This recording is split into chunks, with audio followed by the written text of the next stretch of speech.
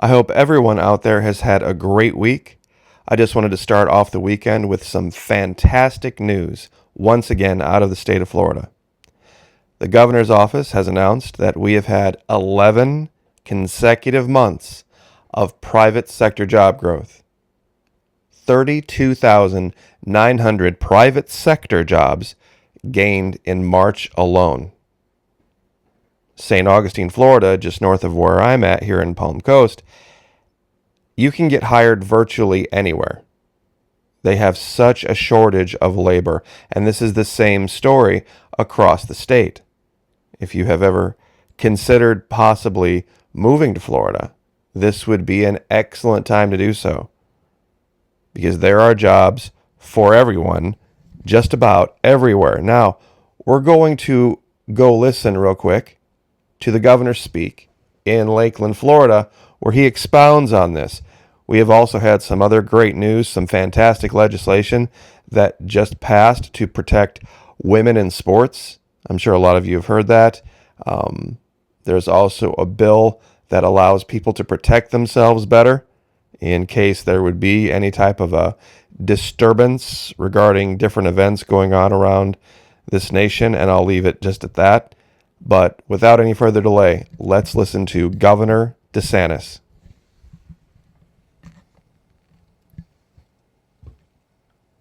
I'm also joined by Dane Eagle, who's our director of the Florida Department of Economic Opportunity, and he's been instrumental in today's announcement. So I also want to recognize Senator Kelly Stargell, who couldn't make it, as well as Colleen Burton, Representative Burton. Is she? You guys are done today? You're done yesterday? We're accomplishing. Okay. Okay. Yeah. Oh, yeah. That's very, very important. So we want to thank them for their support. So today we're announcing almost $150 million in awards to Florida communities for more resilient infrastructure. And here in Lakeland, we're proud to do the award for the $42 million for the project, which I'll talk about in a minute. But you look through all around Florida: Broward County, $6.2 million; City of Arcadia, $4.8 million; Avon Park, $670,000; Doral, $1 million; Fort Lauderdale, $10.5 million; Key West, 2 different awards totaling nearly $10 million. Of course, City of Lakeland here, $42.9 million for the multi-component project in partnership with Bonnet Springs Park. City of Lauderdale, $3.1 million. City of Miami, $13.5 million. City of Miami, $1.2 million. North Miami Beach, $6 million. Another North Miami Beach, $11.7 million. Orlando, $2.8 million. Sebring, $2.6 million. Another Sebring at $3.5 million. West Palm Beach, $16.7 million. DeSoto County, $3.7 million. Another DeSoto County at $3.2 million. Then Osceola County at $4.7 million. So this is almost $150 million. When Dane came aboard, I said, we want to get this resiliency funding out. So we've done close to $500 million since he's been on board over these months, and we have more to come. And of course, this is money, long-term infrastructure money in the aftermath of storms like Hurricane Irma. We also are going to do more with Hurricane Michael. We'll have some announcements soon, which is really just the panhandle.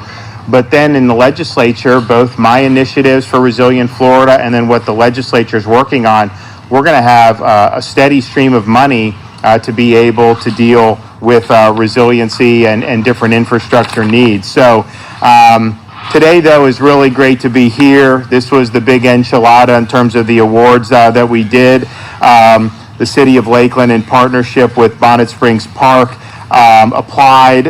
This project is an essential piece of a larger $110 million publicly and privately funded effort to provide economic and social benefits for the entire community in a county with one of the nation's highest suburban poverty rates. This approach, they've used opportunity zones. They've done a lot of stuff. The neighborhoods surrounding Lake Bonnet and Bonnet Springs Park have a high, low, and moderate income population. Typically, over 50% per census block, with some census blocks above 80%.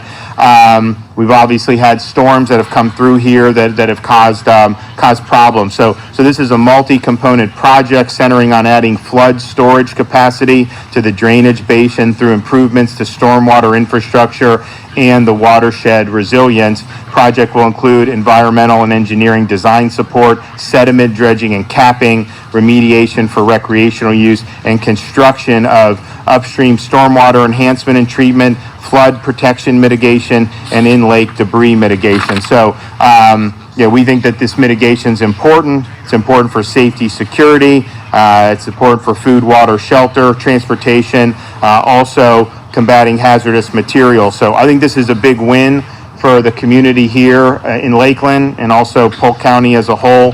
And we're in the budget, final stages of the budget in Tallahassee. We've already seen some resiliency legislation. I identified a number of dollars, a lot of money, out of the federal stimulus money that can be used for resiliency projects. So this is great. Dane's going to be doing more. We're going to be doing more with DEO, but we also think you're going to see a lot of opportunities coming up once this budget is signed and once all the legislation's signed. So it's going to be a great stretch run here for some infrastructure in a variety of ways. So I'm going to let Dane come up and say a few things.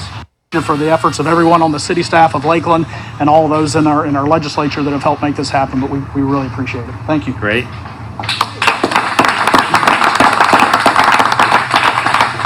Well, we're excited. We think this is going to be great. We're excited about the other projects that have been announced. We're also excited about the momentum we have, and we'll be doing more stuff, particularly over these next few years. So if you look where we are, go back a year. If we were in the third week of April, everyone was saying that the budget was going to be catastrophic. And obviously we did see, you saw the economic activity across the country had collapsed. People had lost jobs. Revenue was going down. And people predicted, I think, a lot of really doomsday scenarios. And obviously, that was a possibility.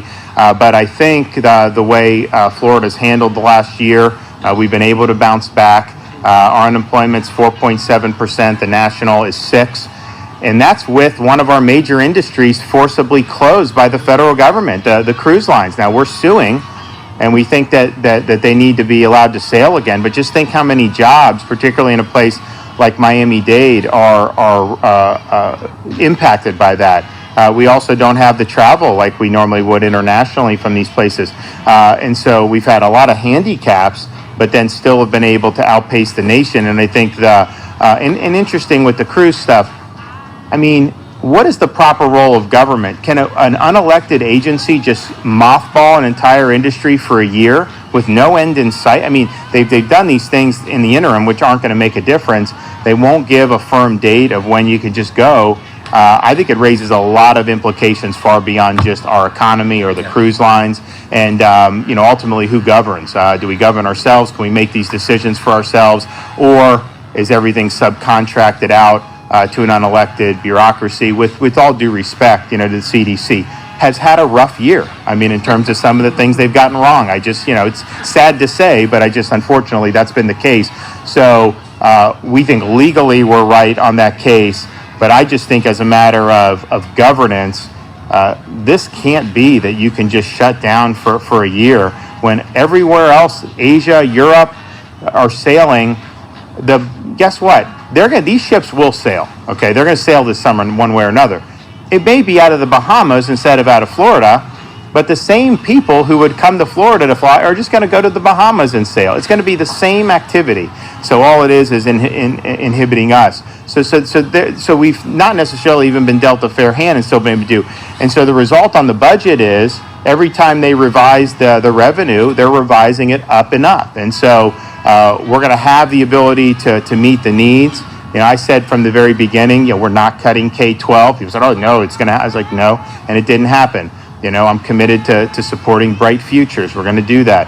I'm committed to continuing our progress with environment, water quality, Everglades restoration. We're going to do that. And so I think that we if you would have gone back a year and then said, this is the situation we'd be in, most people would have said that that's way too rosy of a scenario. And so, we're fortunate, I think, that we've done it right. We've got a lot of work to do, don't get me wrong, but I think that we've beaten expectations across the board, and I think the budget that the legislature ends up doing will further confirm that. So thanks, everyone. Happy to take a question or two. Governor, why did your Department of Health cut off Orange County from the state database once it gave over public records on vaccination rates by zip code? You have to ask the Department of Health. I'm not involved in that. Isn't that your administration? Right, but only certain issues get to my desk. Some of that is just not something that would reach my desk. Do you feel the public should have a right to see vaccination rates by zip code? You should talk to the Department of Health about it. There's legislation to increase unemployment benefits. Do you support that? Increase benefits? Look, no. I mean, I think we're getting people back to work. You see or hear these stories about there's businesses need more. Our goal is to get people back to work. I think there's a lot of demand right now. I'd like to get that unemployment rate below 4% if we can. But it's going to take, it's going to take some of these inhibitions being moved off and us being able to operate all of our industries. But there is demand in the economy for hiring, and that's a good thing. Much different than it was a year ago. So you said no to increasing unemployment benefits. You don't support that, right? Our unemployment is what it is. It's fine. The federal government obviously has put in a lot of money. How much have we paid out? $26 billion. We've paid out $26 billion over the last year. That's got to be more than like the previous 10 or 20 years combined. So we've paid out a lot. Where do we stand on the vaccines in terms of maybe opening up for some other businesses and start distributing them? So the vaccines are open to everyone who's eligible under the EUA. So 16 and up for Moderna, I think, and 18 and up for Pfizer. So businesses are able to send folks however they want to do it. Now, I don't think we have given directly to businesses, just simply because I don't think that there's been necessarily a need to do it, because you have an adequate supply for where the demand is. What you're going to see in about another year or a few weeks, we may even be there now, but certainly by May, there's going to be a surplus of vaccines. And so the challenge is going to be people that are on the fence about it or don't really want to do it, let them know it's there, and then convince them to do it. I must say that we're not helped in this regard by the behavior of some of these public health people, particularly in the federal government. I mean, how they handled the J&J, I think, was a huge mistake. I mean, I don't know the information they have, but if you're going to do that, you could have done that in a way that was not going to cause a lot of people to lose confidence. If you look at how people view J&J now, the positive view plunged as a result. So I think it could have been handled better. I also think it's a problem where you're telling people to get vaccine, and yet people that have been vaccinated for months are wearing 2 masks. Okay, so I think the vaccines have been effective. I think that's why you see the senior hospitalization numbers have gone down and everything. So I advocate for it, but I also can't square, if the vaccine's effective, why would you need to be wearing 2 masks, like some of these folks are doing? It doesn't make sense. So I think the messaging on this has been horrific. The messaging should be, get a vaccine because it's good for you to do it. It works. You're not going to have to be doing anything like abnormal. You can live your life. I mean, that has got to be what the message is. Unfortunately, I think the message has been very muddled when you tell people, oh, yeah, this is important, go get the vaccine, but then you still got a social day. You can't do this, you can't do that, you can't eat in a restaurant. Some of the people are still saying that kind of stuff. I think it's a huge blunder to be able to do it. So the challenge for us is going to be, we're going to have vaccine available, and you're not going to be able to probably fill up the appointments, and I think that that's going to be consistent throughout the country. So my view is if you get a vaccine, the vaccines are effective, you're immune, and so act immune. If you tell people the opposite, then why, if it's not effective for them and it's not going to change anything, then what's the point of going through it? I think it's been really problematic how they've messaged this. So in Florida, we've been very consistent about it. We think they're effective. we're not going to mandate anyone, of course, but we want to offer it to everybody, encourage people to do it, but then also let them know that, if you do it, you should act immune, and you should enjoy yourself and have confidence in it. So, but we're going to be in a situation where sometime in May across the country, remember at the end of December, beginning of January, I mean, it was like we had millions of people who wanted it. We had 100,000, 150,000 available for distribution. I think it's going to be the opposite. I think you're going to have hundreds of thousands, 500, 600, 700,000 coming in, and you're probably going to have less than that who want it. We've now done, we're close to about 3.75 million seniors that have gotten at least one shot, and the overwhelming majority of that are fully vaccinated. And I think that's one of the reasons why you see the hospital admissions for seniors are less than what they were 3 or 4 months ago. So I do think it's had a positive effect. So, okay, well, we'll be back to do more very soon. Thanks, everybody. I know a lot of that at the end was fairly dry stuff, but I did want to go back to a spot right before we started the actual conference and show you something, because I think it's important to show this.